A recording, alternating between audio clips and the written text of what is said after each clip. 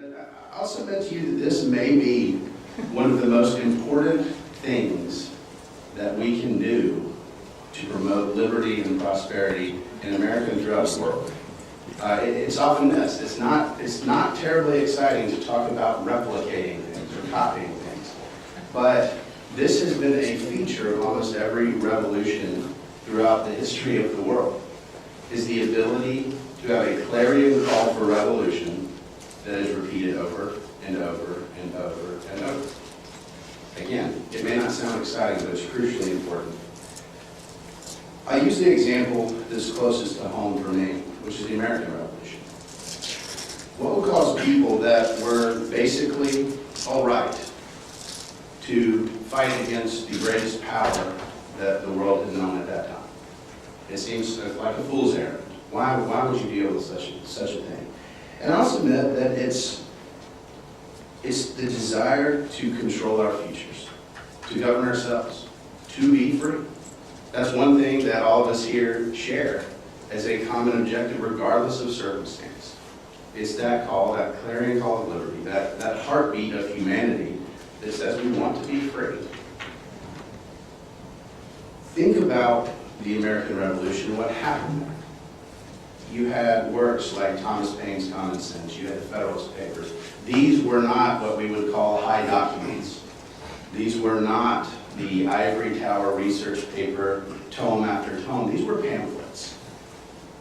And the lesson was actually clear in the United States. These revolutionaries, for them, these pamphlets, these booklets, these community speeches, this messaging, if you will, was not messaging of some far-off content.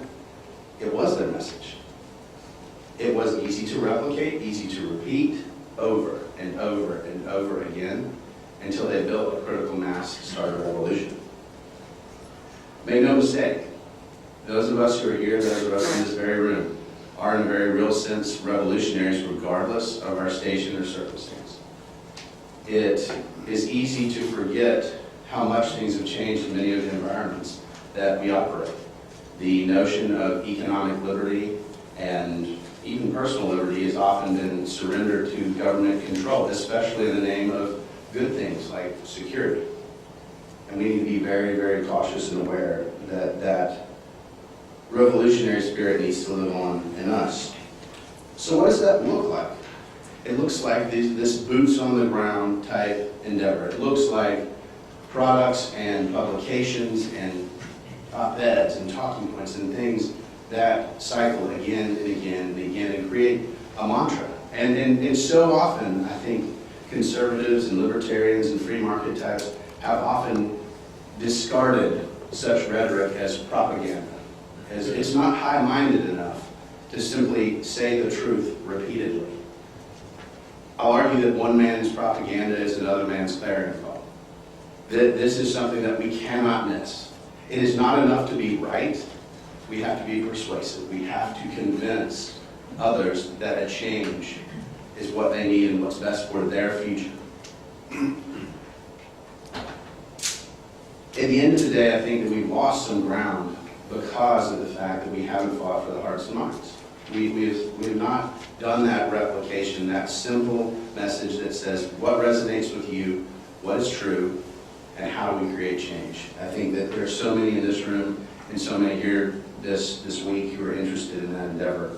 And I'm excited about our panelists today and different facets of this opportunity, different ways to replicate the products that we engage. I'll tell you a little bit about one product that the Liberty Foundation did. It sounds simple, but it was on labor force participation rates. We simply took the data here in the United States of the number of people that were unemployed or that were working or in the labor force. That includes, the unemployed looking for work. We did products for each of the 50 states. They were one pages broken down by demographic information. And the conclusion was a simple one. It says the economic policies in the United States have caused the American labor force to recede to 1978 levels. That's true. It's something that Americans needed to be aware of, that they needed to think about, they needed to shape their perspectives on a lot of this policy. And that's the type of thing that we'll be talking about today. We have Fred McMahon, who's the Michael Walker Chair of Economic Freedom Research at the Fraser Institute in Canada. He manages the Institute's International Economic Policy Research and the Economic Freedom Network of independent think tanks in 90 nations and territories. We also have Lawson. Lawson is president of the Competitive Enterprise Institute. Under his leadership, CEI has expanded its outreach, launching Real Clear Radio Hour with Gil Freza in January 2014, airing weekly on Bloomberg Boston. They have plans to expand in other markets. Ginn is one of the leading thought leaders on viral user growth in the conservatarian technology movement. The San Francisco Chronicle called Ginn one of the rising stars at the intersection of technology and politics. Without further ado, Aaron, why don't you talk to us about products you can replicate? I think you're on. I am. I got it. You're good. Good. Just talk to them. So yeah, I'm Aaron Ginn, and I started Lincoln Labs. Move closer. All right. This was just like the iPhone. This is kind of complicated. Technology pros. Yeah, a little bit. Yeah, it's not just this one button I push. So yeah, my name is Aaron Ginn. I co-founded Lincoln Labs after the 2012 race. Before that, I worked on Brownie. After 2012, I also worked at Stumblebomb for 2 years, and I worked at a company called Everlane. We basically are disrupting retail with the use of technology. But Lincoln Labs was a political brainchild of after 2012, which is what I was working on the Brownie campaign as a product manager focused on growth, and I tried to get a number of my Silicon Valley types to get involved with the Brownie campaign, and there seemed to be on the center right, there seemed to be a sort of not a willingness to kind of invest into the technology community at a grassroots level. Generally speaking, the center right kind of just doesn't do that either way. It's just kind of not a thing. And after the election, I was like, well, there was myself, there was Garrett, his co-founder, Chris, his co-founder, and we're like, us three, we exist. We live in Silicon Valley, right? There must be more people. And so we started meeting up, and originally it was 50 people, and the next meeting grew to 100, and then 150 people, and it gradually started expanding quicker. And we realized that hey, we're onto something, that there actually are a lot of bigger people leaving, engineers, designers, and product people. And then we had our first hackathon, and then the left that lives in San Francisco sort of had their first nail bite into us, and they ran a bunch of let's say articles against us, saying how we were fascist and whatever ism you can come against. We even got one of our events, we were called racist, even though I'm Asian, the co-founder's black, but they don't, the fascist left doesn't, facts are not in their favor. So, and we've worked on Lincoln Labs to this day, and we've raised another round of funding, and we've grown from a little San Francisco meetup to we reached 15,000 people over the course of 2 years are all technology, and we've matched with people with campaigns, causes, nonprofits, etc. And I think that what we've learned from this experience is that one, that there are actually a lot of people on the ground who want to engage, but they don't have necessarily the vehicle to do it. And that's all Lincoln Labs is. It's quite benign. It's we are a vehicle to help people in technology connect to people in the political realm or in the college realm, whatever it is you want to accomplish. Out of being a community, we have a broad set of things we can connect you to, from working on I want to help this person get elected to I don't battle to control the internet. And we just match people up. And a lot of times we also serve as sort of a conduit for the best phrase would be a comfort zone. I guess New York is very similar to San Francisco, but there is a strong sense right now in this technology that you are supposed to adopt the party line, quote unquote, of what technology believes. And that can be anything from being so pro-green, anti-development on real estate, but yet being very like low-tax, regulatory regimes. And a lot of times people come to our events as a means of like, they can find other people who are like them. And I don't agree with a lot of people in the group, but there's a commonality of like, we believe in economic liberty, we believe in individualism, and sort of classical liberal beliefs. But the fact that they like even have somewhat semi-connection, the fact they can express themselves, has led to sort of a viral movement in itself all across the country from people who just randomly email us being like OMG, I didn't know other people like me existed, and then they're getting excited simply because of that. Like there's this one engineer in the middle of nowhere in Kentucky who was like who emailed us. We never met him before. He was like give me money. I know like 20 other engineers who like think just like me, and like we want to start our own local chapter in like Lexington, and we go, et cetera, et cetera. And like all these people just sort of came out of the woodwork, and like basically we're creating a process now for like these little individual pockets that pop up. Because there's only 3 of us, and we only do this as co-founders on a volunteer basis. Like no one makes any money off of this. We just do it because we think Lincoln Labs should exist. So now we're creating like little autonomous units. We're going to create like an online platforms where all these like units could like pop up, and people can start their own Lincoln Labs chapter, and they can get resources from us, and they can sort of expand the movement and the cause. And so it's been like a really interesting process from the beginning, where we were considered like outsiders. No one thought this was going to be successful. I didn't. I just thought it would be interesting to meet other people and like jib-jab about like random issues of politics in the day. To like where Act Blue raises money against us on a regular basis, and Salon writes in their regular nasty article about us on a monthly basis. And it's interesting being on the other side of like I work for a presidential candidate who received lots of hate. And to being on one side of hate and receiving death threats and stuff like that, as if all we do is hang out. Like that's all we do. We just show up and we hang out. And like if you want to go do something in the political realm, we're happy to join you. But the reason why I think that they respond this way is because previously these like groundworks, nuts and bolts stuff was their specialty. They've invested 30, 40 years in the tech communities, and they have convinced them that you were supposed to be left, you were supposed to be progressive. Despite them being capitalists, going, raising money on the public markets, not liking the random crazy laws that come out of Sacramento, they don't make that connection, right? Like they've been so persuaded by their like ground game and their investment in the tech community, that they're supposed to vote for people who want more regulation and higher taxes, even though it hurts them.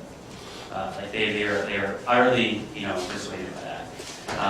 So much so that there was a major VC in an interview I was in about like what does it mean to be center right? What does it mean to be center right in Silicon Valley? And he said, there's no problem with regulation in San Francisco. It's just like the market at work. Everyone should have to pay $4,000 a month to live in 200 square feet.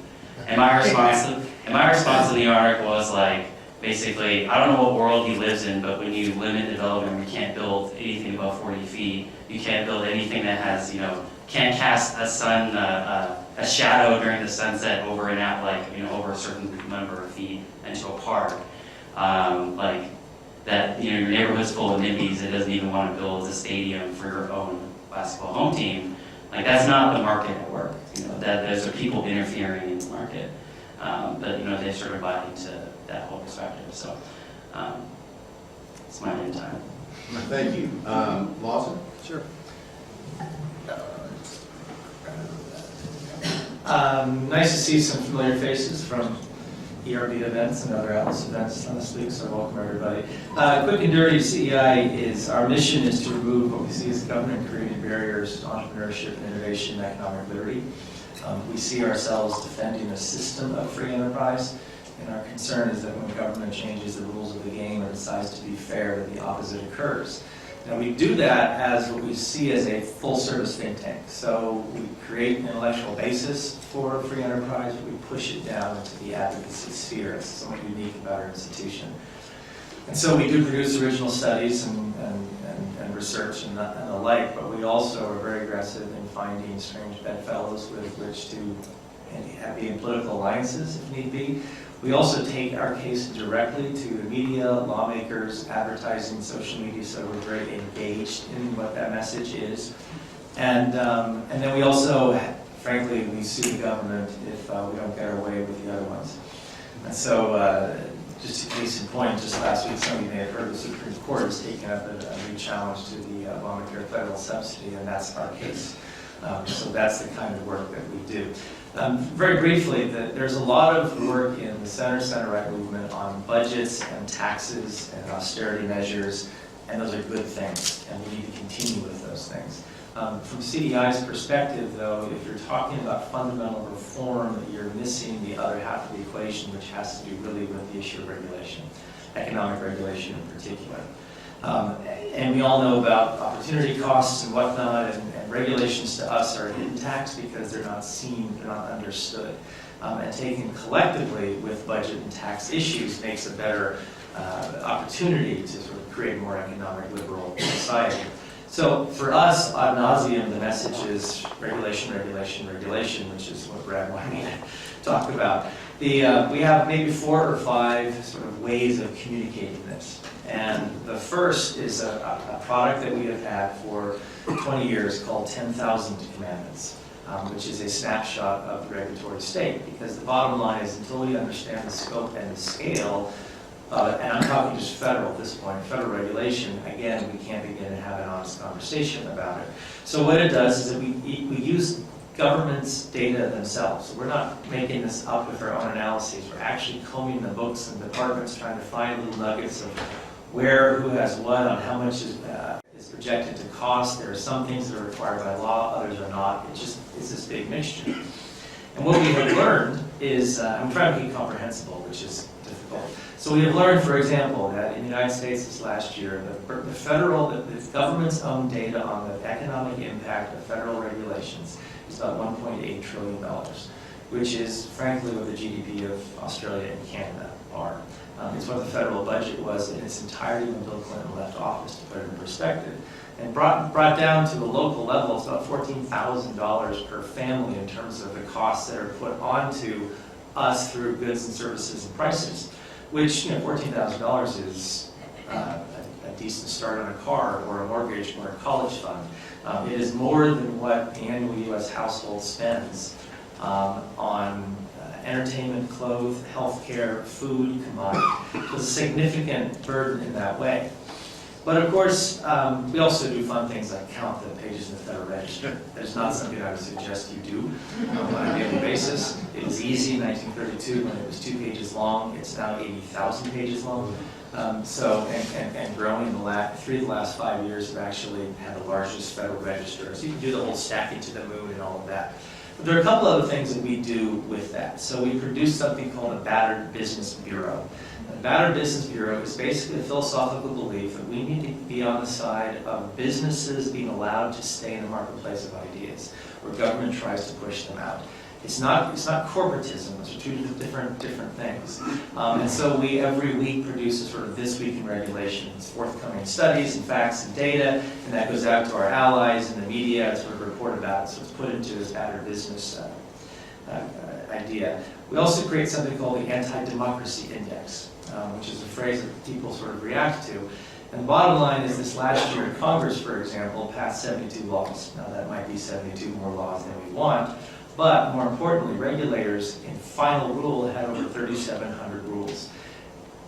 1 is elected, 1 is not. And that difference is a factor of 50. And what we have seen over the last 25 years in particular is Congress essentially abrogating its legislative responsibilities and allowing the executive branch to sort of dictate rules. And one way they do this is, so for example, if Congress wants to pass a job training program, it's easier to instruct the Department of Labor to put something in place for Fortune 500 companies to train their workers than it is to spend a program where you now have a more public debate on GDP and deficits. And so that's a simple tactic that is used to push their responsibility to the agencies. And so that difference we call the anti-democracy index.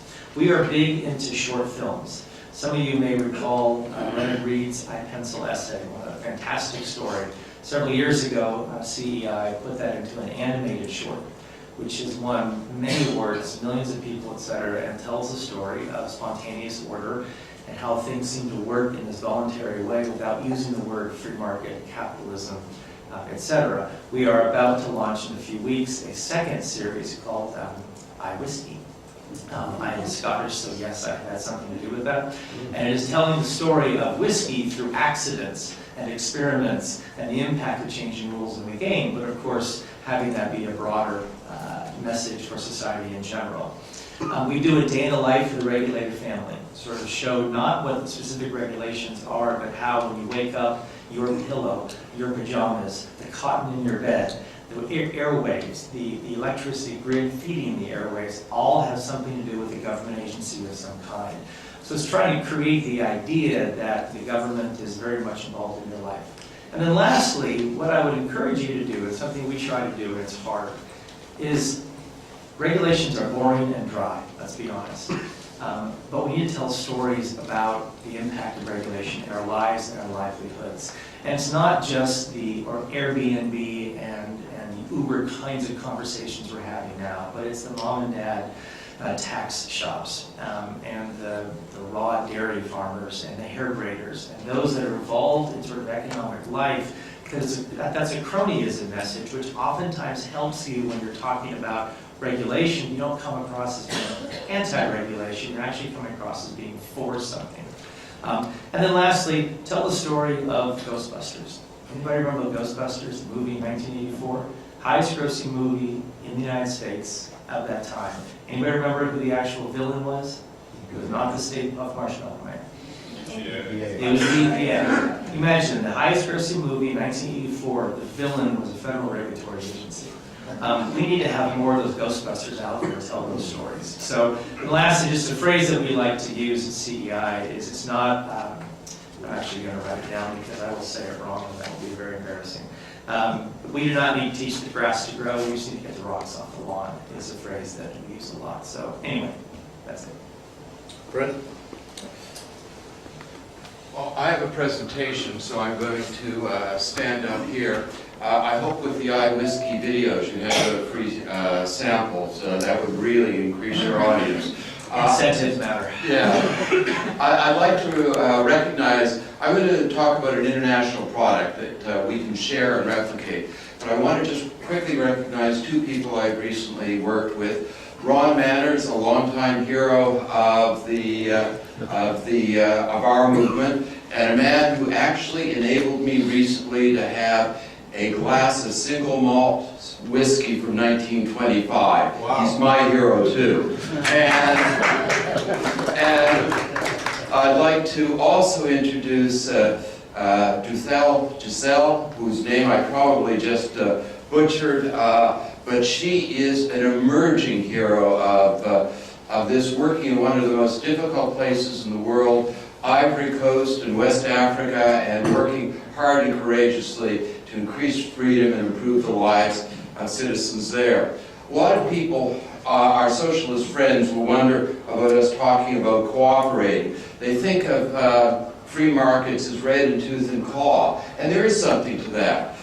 Non-productive automotive companies and industries get cleared away for more productive activity in Schumpeter's creative destruction process.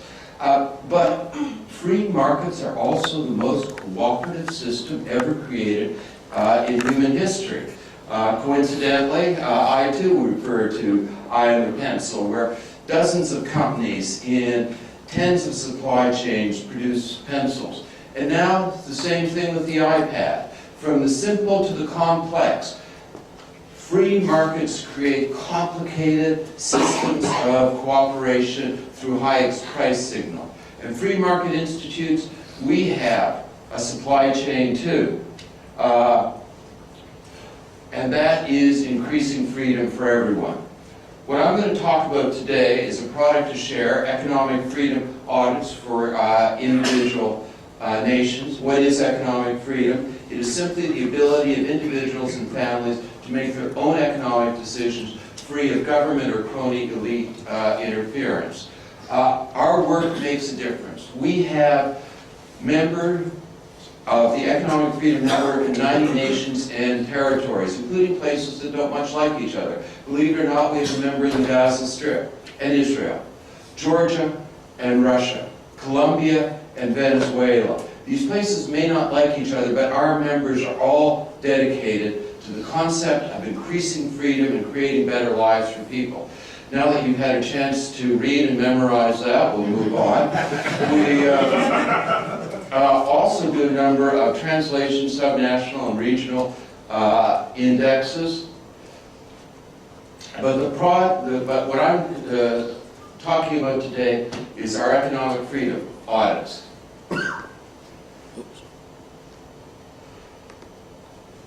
This is a marvelous video promo for our economic freedom audit. There's supposed to be Arabic music, but we can skip that. For our economic freedom audit in Tunisia, produced by Noah El-Harmazi and the Atlas Group in the Middle East and Maghreb.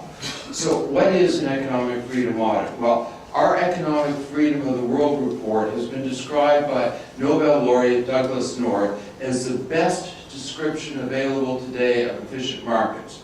We look at 42 different variables that describe the dimensions of a well-functioning market economy.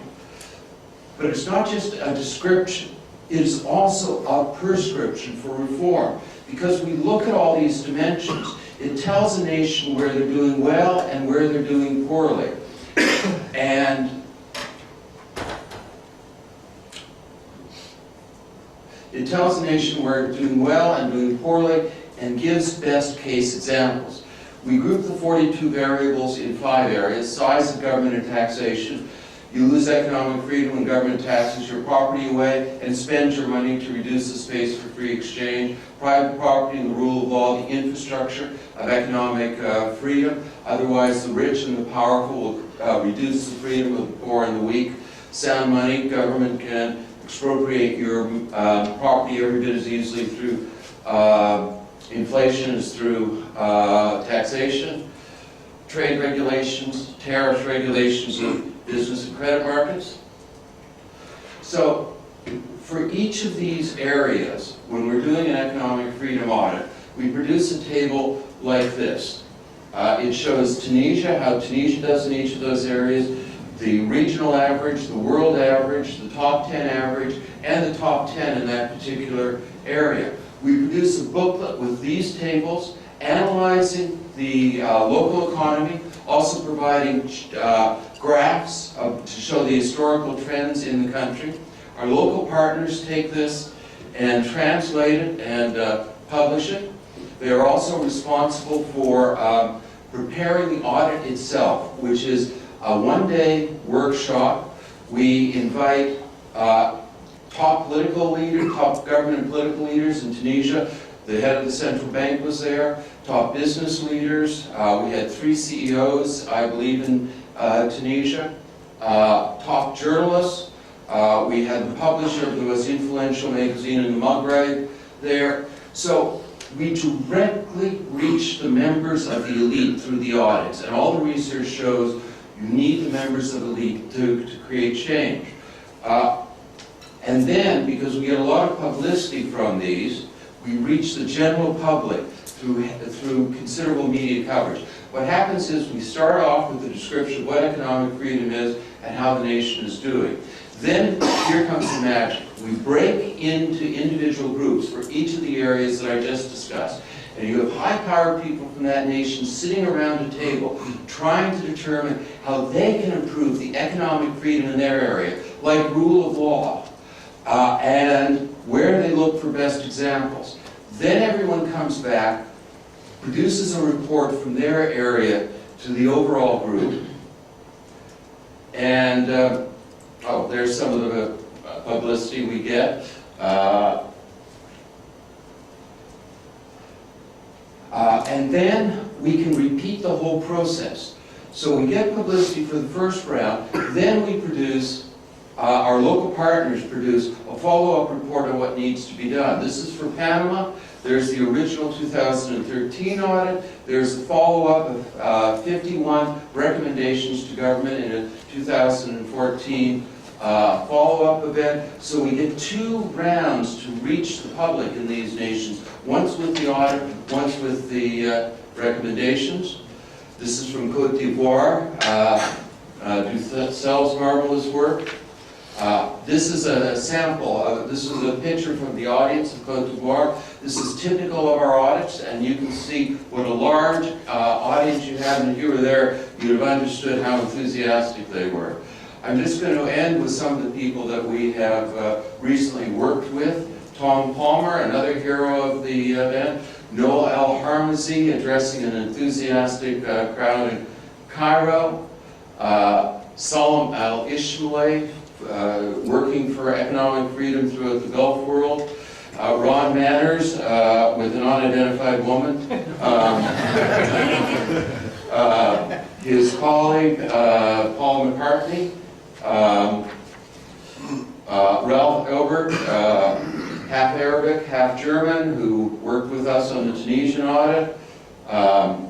Circe Pierpoint. Peter Wong in Hong Kong, trying to protect Hong Kong's #1 status. Azan Al-Bussadeh, Roberto Salinas, and the remarkable Musaljan Nama Musaljan from the Kyrgyz Republic. In any event, for any group internationally who wants to do one of these, we will prepare the booklet. We will prepare the analysis, we'll prepare the charts and the tables, and these have proved remarkably effective in helping nations move forward. Thank you. Oh, and Ian Vasquez-Cato, another hero of the movement. All our stuff is available for free download here. Thank you for your patience.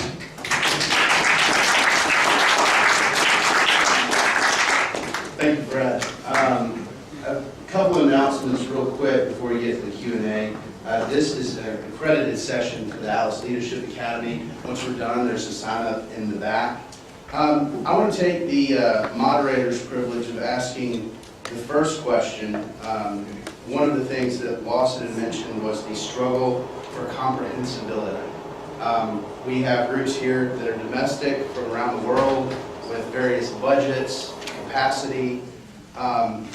So we have, one of the challenges is projecting that message of free markets and individual liberty in a way that is comprehensible by the audiences of those groups with the resources they have at their disposal. If each of you could pick one, either product that you have in your organization, or I'll expand it a little bit to practice that could be picked up and replicated quickly and comprehensibly by groups in this room, what would it be? You can have our iPencil video. It's already been translated into a bunch of languages I can't recall. It's not that hard to translate it, and it's all animated by design, so it doesn't have to appear as doesn't at all appear as a U.S. thing at all. In fact, the idea is it's the world gathered together to create a pencil. That's one of the most effective tools that we've seen in the last couple of years, and however many you want, just let me know. Aaron, why don't you? So one of the main ways we grew is through hackathons, and that's like sort of one of the main modes we use to outreach into the technology community. And it's kind of only in America where technology is associated with the left, and the rest of the world technology is associated with right. If you go to England, the Tory party is considered the most advanced party. Liberal parties, or Lib Dems, are like considered backwards and not focused on education. Same with Germany and the rest of Europe. So a lot of these people are actually not engaged right now if you're working in Europe, they're actually not really engaged much in political matters. And in the UK, they are more thanks to Dave Cameron. But sort of hackathons has been like our method of like sort of, that's how, if we want to go to a new city, we do a hackathon, we find like local partners. We have like our sort of typical booklet of like local press and like sort of how do we get the movement out. The first one we did was like quite chaotic. It was like a 3-day adventure of like chaos and stress. Now like we basically plan it in like 2 hours and then like we're kind of done and we just kind of cruise through it. So For the uninitiated, what is a hackathon? okay, so it's basically like it's not the bad word. Hack means a good thing now. Just so you know, it's not like even if you're like pro Snowden or anti Snowden. So like it basically is you develop a software prototype in a short period of time, focused on a goal. So it could be like we did a hackathon for education reform, we did for tax reform, we did one for local regulation, we did one for liberty. The one for liberty, and so basically you compete for a prize, and the prize could be monetary or something non-monetary. Most times monetary. We offer like a $5,000 prize for the one who wins. And there's judges. You get local judges to like vote on the software prototypes. And the sort of rule is that why it's called a hackathon is that you have to basically build something that works within a 24 or 48 hour period. So like our first hackathon that was in San Francisco, the first place prize went to someone who basically made a mid.com for politicians, and it basically you could like keep track of political figures. And you could both on, everyone's sort of always fascinated in contributions, but this also focused on much more the legislation side and whether or not they were consistent with the things they said they were in public versus the things they voted on. And they used Sunlight. Like Sunlight's a pretty big popular API that we use that a lot of tech people in the liberty movement like. So what was that website? Sunlight Foundation.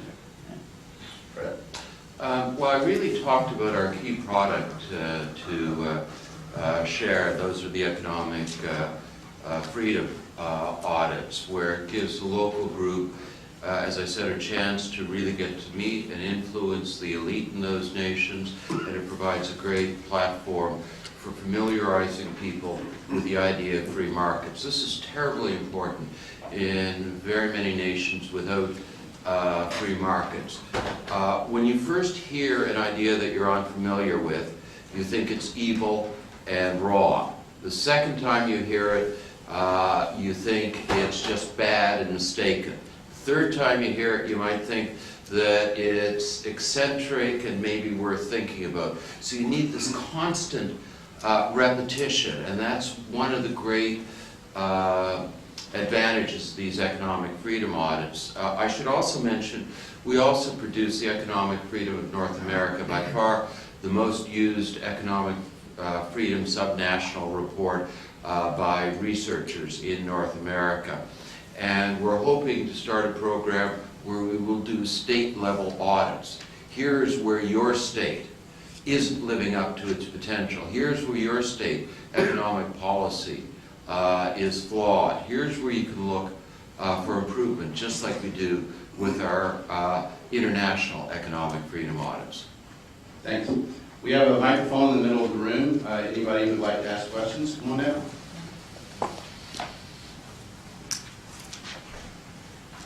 Thanks everybody for coming and talking to us today. I actually had a question for Fred. I love your study and I've read your booklet and I'm using it a lot.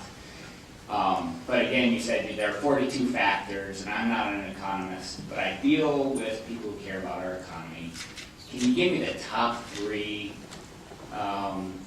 ways the American economy is going in the wrong direction? We're number 14 now, and I like to tell people, oh, we're behind Finland, which is, people can't believe. So maybe you can give me the top 3 reasons why America is much less free today than it was 5 years ago.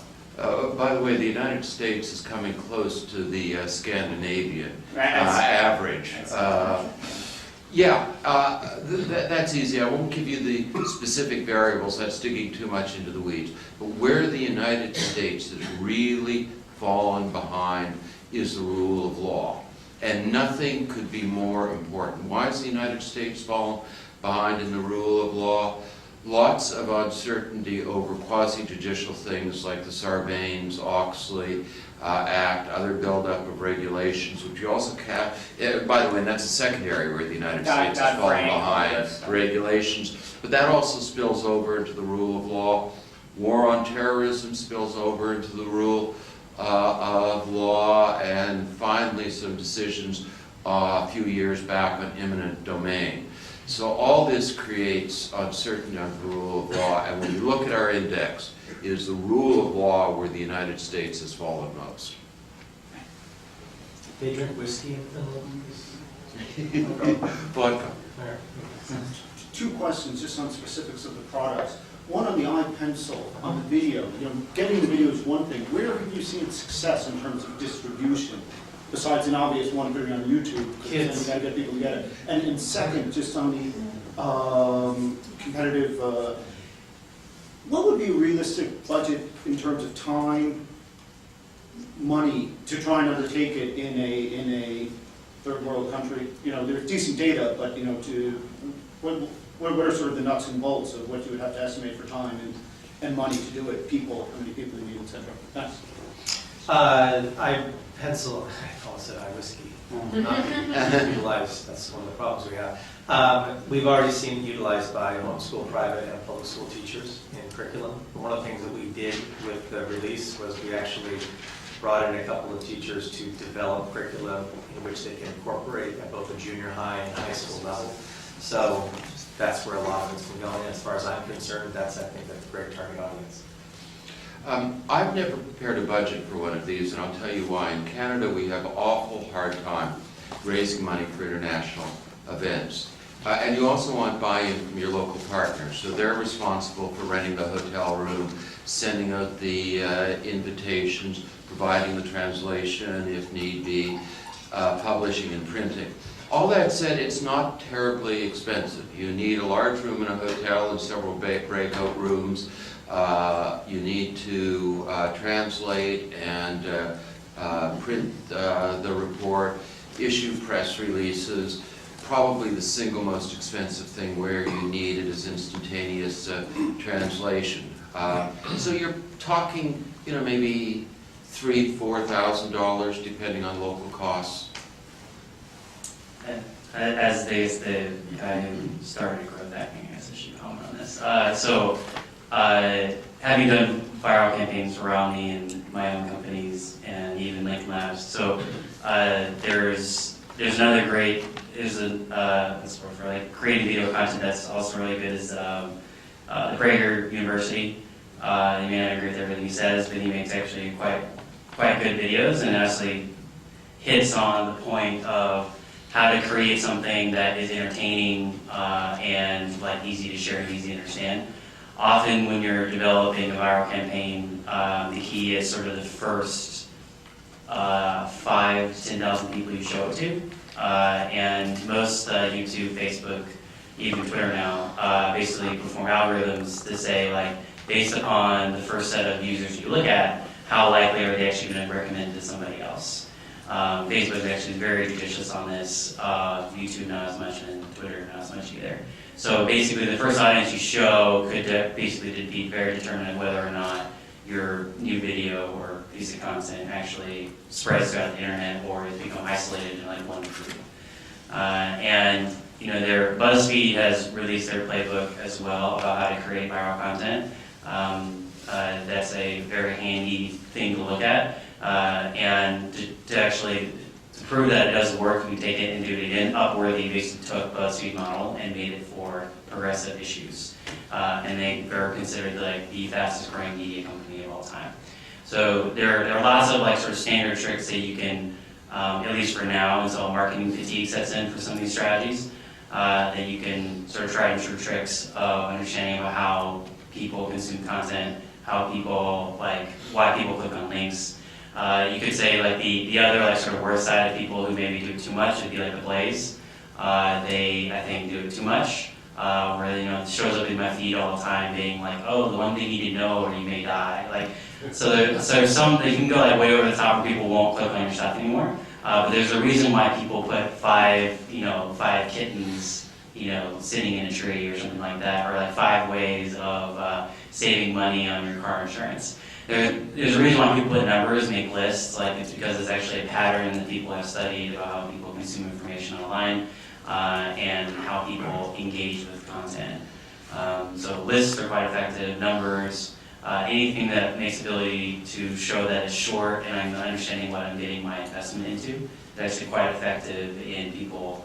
Like your product still has to be good, so you can't like use these tricks to like, cover up for like a bad video that like doesn't make any sense or is like not engaging.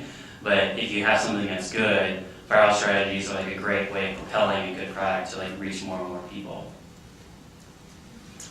Hi everybody, I am Fraser from Electronic Solutions, Pakistan. My question is from Fred.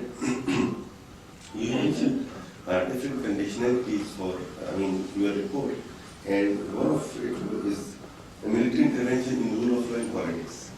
So, as far as if you take the Pakistan case study, our experience it shows that rule of law and politics is kind of a bit different things.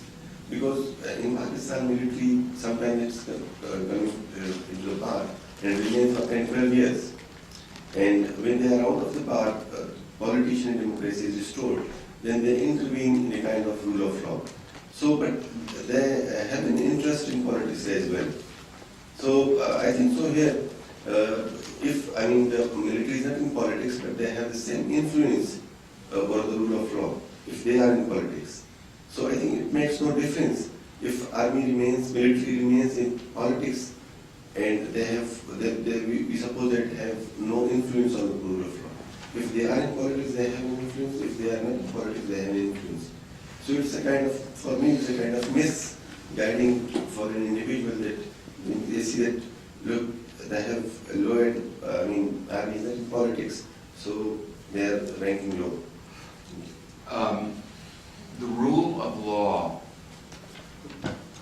properly understood and executed, means that neither the government itself, nor the military, nor any quasi-governmental body can influence judicial outcomes. Barack Obama can complain all he wants about various decisions by the Supreme Court. The decisions stand. If the military doesn't like something the Supreme Court says, it stands. So, no, I think you do need this separation. And if the military is interfering in the rule of politics, which is of course a big problem in Pakistan, or in the rule of law, also a big problem in Pakistan with the runaway judiciary in many cases, that degrades the rule of law. Just 2 quick other points. I forgot to mention in response to the previous question, we prepare the booklet without charge, so there's no fee there. And just a quick note on China, Xi is spending a lot of time talking about the rule of law. What he means is the rule by law. In other words, the Communist Party will use the rule of law to enforce. Actually, it's a rule by party. Sorry? Rule by party. Yes, exactly. The party controls the law, so yeah. Okay, I'm Michelle, I'm a student from Wellesley College, and I had a question about technology in politics, and how I know Aaron was talking about how you go to Silicon Valley and how you're kind of connecting people to political figures. So how exactly do you think is technology going to lead into politics? Like either now or how it's affecting it as opposed to before, and what you think in the future, the importance of technology in Silicon Valley and technologies are going to have in political campaigns or just policy making in general. So the first question of how does it affect politics? Harper Reid, who's CTO of Obama for America, says that his team had about anywhere between 3 to 5% impact on percentage of turnouts in particular areas. So that basically could mean you won or lost. For Ed Gillespie, it would mean you won, right? And for same with Scott, Brown, and lost another one. So either way, so it basically it matters on the margins. But if you have a bad candidate, it won't save that. technology, like in the sense of like in the political area, is basically becoming like increasingly involved, because like usually campaigns, what I've seen is about 4 years behind what's going on in the Valley. So during 2012, race, like basically what Obama did was he used a lot of like tried and true typical social strategies that were very popular in 2009, 2010. In 2012, what we were focused on in the Valley was about personalization, content personalization. Basically, that's when like Facebook's EdgeRank algorithm about like its news feed was getting really, really popular, and people are understanding how that works.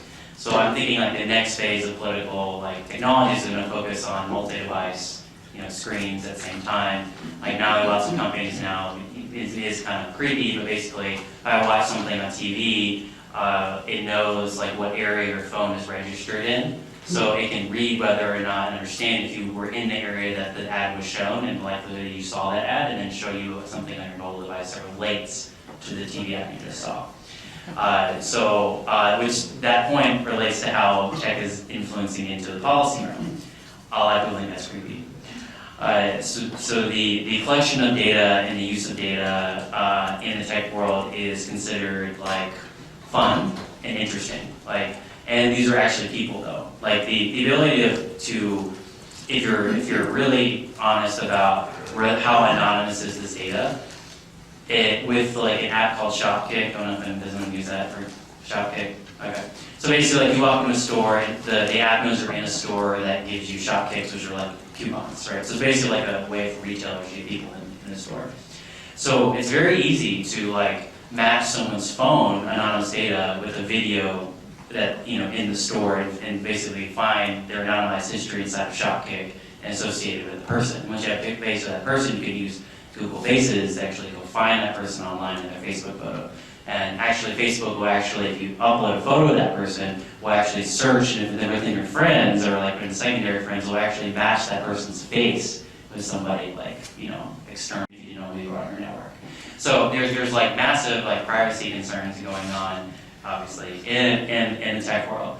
But on like so the good side is that technologists are quite powerful in the sense of wanting the good for the consumer, generally speaking. There are lots of areas that they kind of don't. There are lots of areas that they kind of do, and Lawson mentioned like Uber and Airbnb as examples. So in the good realms, like we are basically, the internet is providing a means in which to break up previous like massive regulatory regimes and empowering individuals to make those decisions for themselves. So it's actually a great liberty movement, and the core of technology actually is very libertarian, because it's like, we don't need the big government artifice anymore. You can use people, and they can use their own ratings to basically gauge each other and whether or not they want to engage in commerce or exchange goods or something like that. So I think that it will increasingly be involved in policy. I think now it's just stepping in, because previously we focus on things like pets.com and like eBay and buying stuff cheaply, talking on like a chat app. Now we're like, hey, let's like change finance, right? Like Wealthfront, which raised $60 million, is basically taking the idea of like hedge funds and Charles Schwab and like basically creating a automated way of investing for the retail investor. They have Castlight Health, which is disrupting healthcare, and we're entering more areas where the government has made lots of rules, and also the government sees a big pie of money, and so Sacramento has passed lots of laws just specifically targeted at the tech community to get money out of them, and basically the only California and New York are the only place to have capital gains tax, for example. So I think that they're going to be more engaged, and I think it's up to like Atlas and the rest of our belief system to basically educate the tech people, be like, hey, this is where you actually belong. It's not on the progressive side, because they have a lot of power and they have a lot of money, and they could be what's that one guy who threw a bunch of money at the green policy stuff this year? Steyer. So you can be Steyer or you can be Peter Thiel, right? Both of them are both billionaires, and both of them are throwing a bunch of money at both sides. So. I would also throw in something that we need to be cautious of. I saw this actually last night, that The technology is a mechanism that is not something that the statists are unaware of. For example, in Illinois, the state-run lottery figured out that, hey, why don't we let you play the state-run lottery on your iPhone? So they're using technology as well to expand different government programming and things like that. And I think that's something that we have to be consciously aware of at the same time, that it is not that liberty has one side of technology, both sides have it as available. Next. Hi, my name is Bijan Shahin. I am from Turkey, Freedom Research Association, and my question is to Fred. I would like to ask the question that on paper, things may look good. That is, with respect to, for example, liberty of entrepreneurship and other issues. There may be laws, proper laws, but in application, they may be abused by the government. Do you pay attention the way they are also implemented? How do you detect the misuse of power when you audit the countries? Because I would like to give just an example. In Turkey, now starting business is becoming easier. However, there's also political problems. When a company is critical of the government, there is a perception that this company can be scrutinized, can be punished for the opposition that he is posing. Last year, during the Gezi Park protests in Turkey, there was mass protests. A big company owned a hotel just next to next to the park where the protests took place, and the owner of the hotel opened the hotel to the people who were affected by the gas canisters thrown by the police. Afterwards, the government accused that this company is behind this plot, and tax auditors visited this company, and they paid a fine around the amount of $220 million US. So, can you detect this kind of thing? Thank you. We can't get down that fine. The things like that are picked up in various categories of the rule of law. But we only use third-party data to ensure objectivity. In other words, we don't create any of the data points ourselves, otherwise our subjective opinions would creep in. What we do typically for the areas that you're talking about is rely on two data sources, neither of which actually look at the laws themselves, but the implementation of the laws, exactly what you were talking about. One is doing business, where they, for the World Bank, where they poll professionals and say, look, if you're going to, lawyers for instance, if you're going to start a business, how long is it going to take you? How much is it going to cost? What are the roadblocks in the way? So you're actually looking at implementation. The other is the World Competitiveness Forum, which polls 14,000 high-level business executives globally and asks their opinion on things like the rule of law. Basically what you were discussing with this case of the hotel. Is it impartially enforced? Does the military interfere? So yes, we do pick up those things. I like to say that data is not a sharp point, but a fuzzy smudge. But within that fuzzy smudge, we pick up exactly what you're talking about. Fred. Fred Birnbaum, Idaho Freedom. This question is for Lawson. The Tax Foundation does a state-by-state comparison on tax policy in ranked states. Is there an equivalent of that? Well, not federal, but state, and perhaps county and municipal regulations within a state, although that'd be difficult. But some sort of regulatory ranking of the 50 states, is that available? There are, I think the short answer to the question is, there a standalone state-only regulatory ranking? I don't believe so. There may be some by sector, so energy, environment, and labor, for example, that the state policy network groups do. There is, of course, a regulatory component to Fraser's work and others that are looking to, so that would be incorporated into one, and data would be there probably to manipulate appropriately. It would be state to state, would not be county, because you're right, that gets a little into the weeds.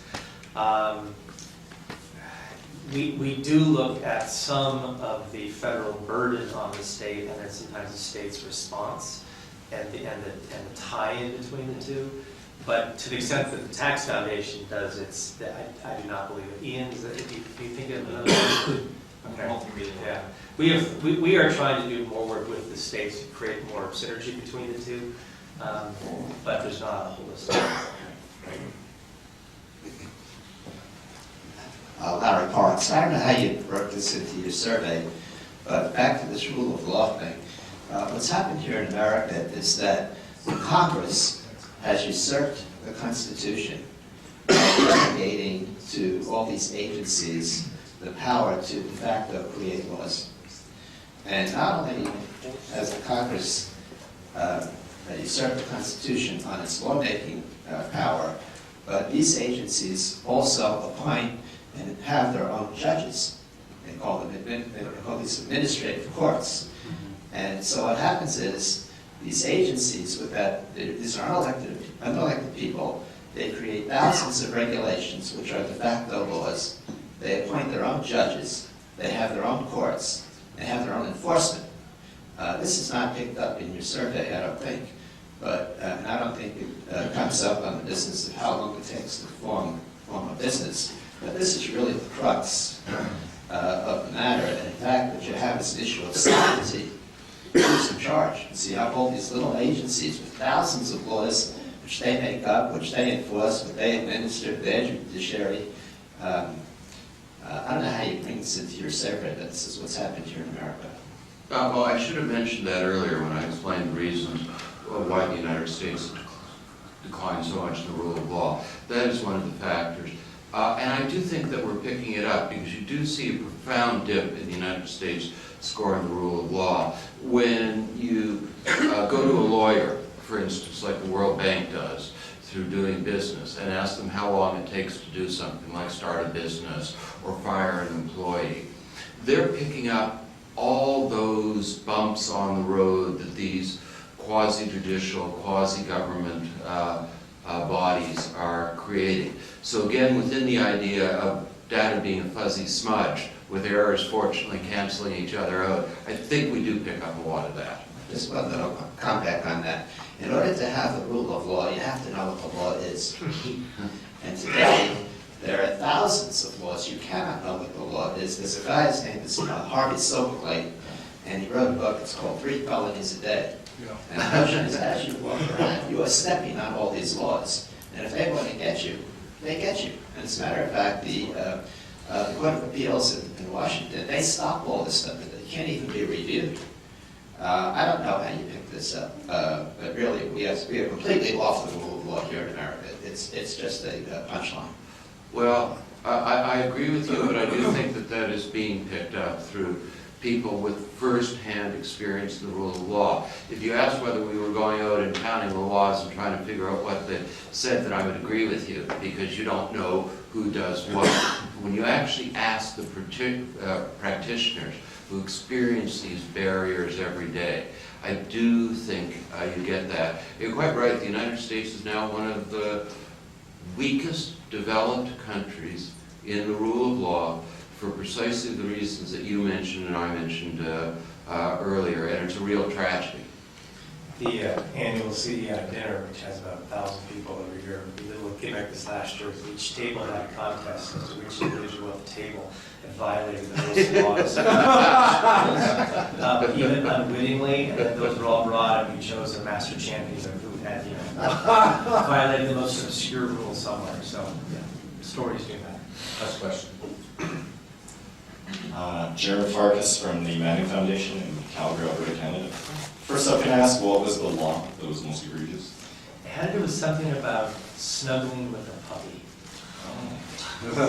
There was a part that I didn't actually want to continue the conversation, but it involved dogs and things. Is that in California? No, it was something like 20 states, about approvals. Yeah.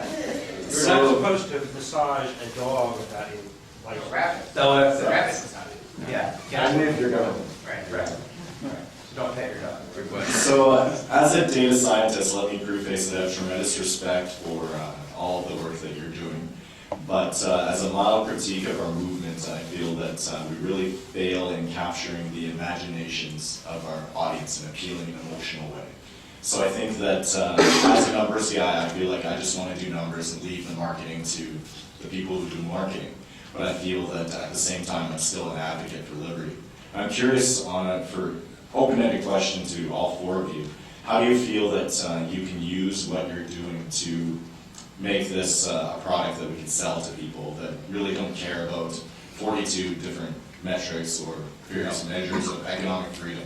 But how do we make this real to people in a way that I feel like unfortunately we have not been too successful until now?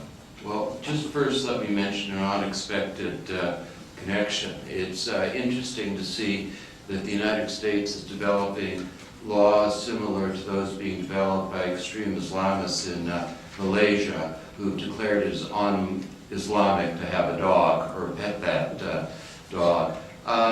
We each have our own road to hope.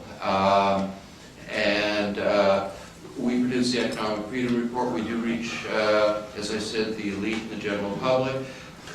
We do tell stories, but we also provide the raw material for people who are storytellers. Last year, what was the name? The same production crew that produced Free to Choose did a whole documentary based on our Economic Freedom of the World Index, and all from stories. So, you saw the story of somebody who escaped from North Korea. You saw the story of burgeoning hope in Chile, which, by the way, tragically, Chile is on its way to becoming just another Latin American nation, but that's another story. So we do provide some of the raw materials for storytelling, but kind of each to their own, like in the supply chain. Somebody provides the data, somebody puts a human face on it, and finally you get the end product, which is more freedom for everyone. Yeah, when we talk regulations, we talk lives and livelihoods. And I think right now there's a certain populist, and I guess populism may or may not always be what we want to do, but the idea of collusion in the regulatory world is actually one that resonates with a lot of people in different political stripes. And as I mentioned, it's not just the bigger newspaper stories of like the Airbnb, it's the food trucks in little towns and the hair braiders and the funny rules that are designed to put them out of business. I think within the United States there is still something that is, we do not like unfair competition. And that's how we talk about it. We don't talk just $1.8 trillion, all the things that are important to know because you do have to inform a debate and fill intellectual gaps. That's fine. And so using iPencil, using iWhiskey, talking the stories, Adam Smith was quite clear that wealth is just a means to an end. It's not about money and trying to divorce the idea of regulation of money. And instead it's about people who collect the toys and make business on the way, and those that start charities to fight this and that. That's all part of this wonderful Fruit for Free enterprise world. That's the much better, and the Ghostbusters story, that's the much better way of getting people engaged so you don't come across as you're just against regulation, etc. No, it's actually we're for an ability of people to pursue their dreams. And right now with certain collusions, that's hard to do. And I think that's your Occupy Wall Street and your Tea Party movement overlap in certain areas, which is interesting. So. Aaron, quickly. As a person who manages data scientists, I would say that we're hiring, so if you want to move to Canada, we sponsor. Or want to move to the United States, sorry. I'm always looking to work with Canadians who are super nice all the time. You're the head of the party, right? You're just chilling up there. Literally. I would say that a lot of times in labor movement, we don't do the hard work of engaging with people one-on-one level, because I guess we have to understand that a lot of the times if you were making decisions on how they vote or what policies they adopt, it's often on the emotional argumentation level. Whenever we started Lincoln Labs, a lot of people never heard these arguments. They never really understood that oh, like the reason why you believe in smaller government is because you hate poor people and don't like minorities. Like that's like the level of understanding all these people have, like because that's what they're told, right? And often we come back and we're like, I mean, how do you respond to like we want to cut the deficit and someone says you just want to kill people who who aren't like you? Like you often don't know what to say back to that because you're just like that's such a lowball ad hominem attack. I don't even know how to respond, right? And Say wound them. what? Kill them. Oh, what's going to wound them? And so I think that we have to use our I agree we have to understand that the facts are on our side. The data supports what we believe. It's about communicating that in the way that people can think that we have a heart and that because we do. The reason why we believe what we believe is it works, right? And we're not arbitrarily affecting somebody negatively. And I think that people do respond to that. I think in the United States, specifically about you focus heavily on the original American dream. Well, that still resonates with a ton of people, right? We're a very different type of country. People come here for a vision, right? When people move to the UK, I don't know why people move to the UK other than they want to live in a Western country. People come here because they believe in the common set of values, and that really resonates still with people. And so when we're talking to folks in the technology world, that's often what we refer to as you believe in the American dream, are you supporting it or not? And then the argument starts, and then I often, whether I was on current TV and I was debating somebody, and they threw some lowball question at them, I just took that question and asked them about it. They were saying something to the effect of for example, let's say the Title II argument, and we want a free and fair internet. That's why I support Title II regulation of internet companies. And my response was well, tell me, what does a free and fair internet mean to you? They don't know the answer to that question. They just say stuff like that, right? And then have them answer it, and then have them get lost in the weeds because the weeds are not their strength. The weeds are actually our strength, right? And we're not good at the overall communication strategy, the higher level stuff. Thank you, man. I want to make two concluding remarks and then wrap up because of time. Of course. Hang on. The first thing is, it doesn't have to be we act like we have a heart, because we do, because we actually believe these things. But there's also an issue of being relevant. Does anybody know, right here in the United States, that one of the biggest stories trending right now is Kim Kardashian breaking the internet? I know that sounds silly, but at the end of the day, it's relevant to millions of people. How do you take your message?